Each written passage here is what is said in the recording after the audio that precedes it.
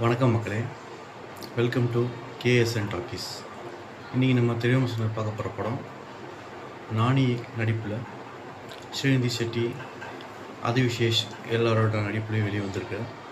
Director Shailesh கோலேனோ அவரோட இயக்கத்தில் hit 3, அதாவது ஹிட் 1, 2 அதுக்கப்புறம் அதோட சீக்வலாக இது வந்து ஹிட் 3 வந்திருக்கு. ஹிட் 1 and 2 பார்த்திங்கன்னா ஒன்று தெலுங்கு மட்டும் ரிலீஸ் ஆச்சு. ஹிட் 3 வந்து தெலுங்கு, ஹிந்தி, தமிழ், கன்னடம் 4 லாங்குவேஜ் ரிலீஸ் ஆகிருக்கு. இந்த படத்தோட பிளாட் பார்த்திங்கன்னா இது ஒரு த்ரில்லர் தான். இது ஒரு இன்வெஸ்டிகேஷன் த்ரில்லர் ஜானர். இதோட பாயிண்ட் ஆஃப் வியூ என்னென்னு பார்த்தீங்கன்னா, தொடர்ச்சியாக கொலை நடக்குது. அந்த கொலைகள் எல்லாமே ஒரே பேட்டர்ன் நடக்குது, ஆனால் எல்லாமே வெவ்வேறு ஸ்டேட்டில் நடக்குது. ஏன் நடக்குது அப்படின்றது தான் இந்த கதையோட ஒரு மையக்கரு. நல்ல மையக்கரு தான். அது ஃபஸ்ட் ஹாஃபில் கொண்டு போன விதம் வந்து ரொம்ப சூப்பராக இருந்துச்சு. கொஞ்சம் நல்லா கிரிப்பிங்காகவே ஒரு சீட்டேஜ் த்ரில்லர்னே கூட சொல்லலாம். செகண்ட் ஹாஃப் வரும்போது என்ன வரும் அப்படின்னு நமக்கு ஒரு எதிர்பார்ப்பு இருக்கும் இல்லைங்களா? அந்த எதிர்பார்ப்பு வந்து செகண்ட் ஹாஃப் பிடிச்சிருந்துச்சா அப்படிங்கும்போது கொஞ்சம் ட்ராகாக தான் இருந்துச்சு. செகண்ட் ஹாஃப் ஒரே ஒரு இடத்துல மாட்டிக்குது. ஏன்னா இது எல்லாமே எல்லா கொலையும் நடக்கிறதுக்கான இடம் ஒரே இடம் தான் சொல்லி அது தேடி போகிறாரு ஹீரோ. ஸோ அங்கேயே மாட்டிக்குது. அங்கே பார்த்தீங்கன்னா இது ஒரு ஒன் மேன் ஷோ மாதிரி நமக்கு ப்ரொடக்ட் ஆகுது.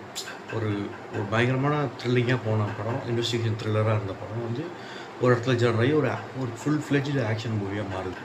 அதுக்கப்புறம் படம் ஃபுல்லாக ஹீரோ மட்டுமே மையப்படுத்தி ஒரு மசாலா டைப் படம் மாதிரி அவ்வளோ ஆக்ஷன்ஸ் வந்து பயங்கரமாக இருக்கும். ஆக்ஷன்ஸ் பற்றி சொல்லணுன்னா ரொம்ப நல்லாவே இருந்துச்சு.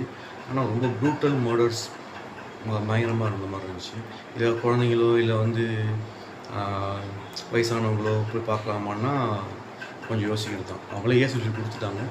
பட் இருந்தாலும் வந்து சமீபத்தில் இவ்வளோ ப்ரூட்டலான மர்டர்ஸ், இவ்வளோ ப்ரூட்டலான ஒரு சீன்ஸு அப்படின்றது மார்க்கோக்கு அப்புறம் நான் இதுதான் சொல்லுவேன் இந்த படத்தை.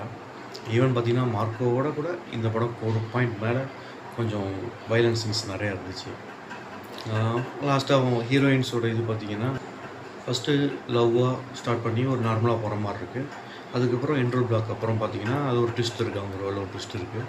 அவங்களும் கொடுத்தரோட ஓரளவுக்கு கொஞ்சம் நல்லாவே பண்ணியிருக்காங்க. மற்றபடி பார்த்திங்கன்னா மற்ற சைட் கேரக்டர்ஸ் எல்லாரோட அவங்களோட பங்கும் வந்து கொஞ்சம் தெளிவாகவே பண்ணியிருக்காங்க. யூஸ்வலாக நம்ம பக்கத்துட்டு பையன் மாதிரி ஒரு ரோலை பண்ணுற ஒரு நானி, அவரோட இதில் இது கொஞ்சம் எதிர்பார்க்காத ஒரு ஃபிலிம் மாதிரி தான் இருந்துச்சு. பட் நல்லா பண்ணியிருக்காரு. நானியை கொஞ்சம் பாராட்டி ஆகணும். எல்லா சீன்ஸுமே அவர் நல்லா பர்ஃபார்ம் பண்ணியிருக்காரு. படத்தை ஃபைனலாக கொண்டு போகும்போது படத்தை நல்லா கிரிப்பாகவே முடிச்சிருக்காங்க.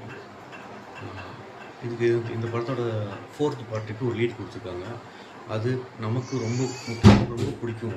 ஏன்னு கேட்டிங்கன்னா அது ரிவீல் பண்ண வேணாம்னு நினைக்கிறேன். நீங்கள் போய் பாருங்கள்.